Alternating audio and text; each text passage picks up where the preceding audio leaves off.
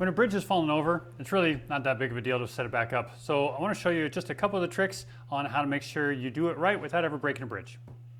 This bridge is all sorts of fun. It has string protectors on all 4 strings and all the names of the strings written on the back just in case you need it. But what you'll notice is you've got your armpits here. So these little guys that wrap around and come like that. What I'm going to do is I'm going to use my thumb and my index finger, and I'm going to put my thumb on one side and my index finger on the other on both of these. And this is to prevent the feet from slipping out from me. Then I'm going to use my index fingers and I'm going to come in right between the strings, not on the outsides, not in the middle, but right here in between the strings. And I'm going to use my index fingers to pull the bridge up. When I'm looking at the top of my violin, I'm looking at the F holes itself. And the F holes have 2 different notches. They have a notch on the outside and a notch on the inside. The notch on the inside is to align our bridge. If we actually draw a line between those 2 notches, that line is where we want the bridge feet to sit. And we want it to sit right on top of that line, splitting the bridge foot right in half.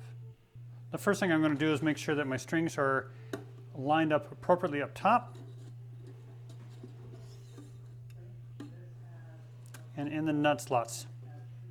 Now this one's missing a string, so we will replace that in a minute. Now I'm going to come in here and slide my bridge underneath.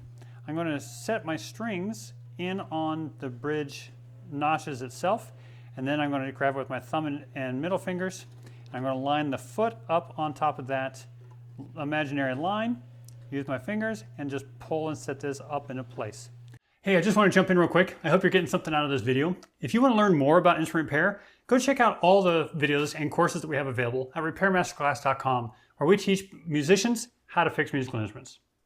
The bridge is held on only by tension, so now you can do all of your adjustments that you need to, making sure as I look right straight down over top of it that that imaginary line is cutting that bridge, those bridge feet right in half. And then I'm going to check it this way as well. What I want to always make sure is that the back of the bridge, which is perfectly straight, is perpendicular to this line. The top of your instrument has a flat line against it, and I want the bridge to be perpendicular to that.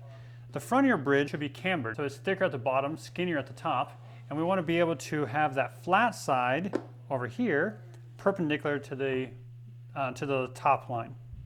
Some other tips to setting a bridge up is your hand placement as well. So I'm using a pan here to keep my violin from moving anywhere else. If you're doing this at home, you can take a couple of towels and roll towels up on both sides to prevent your instrument from tipping. The other tip then is to take your palms, the meaty part of your hands, down onto the instrument to keep this thing from rolling around so you know where the instrument itself is. And then you can take your thumb and index and middle fingers in, and then those bridges can come in and out at your leisure. Moving to cello or bass bridge is the exact same. The only difference is you may get your other fingers on the bottom involved, so I'm going to pinch the bridge, get these guys here to make sure that the feet don't slide out on me.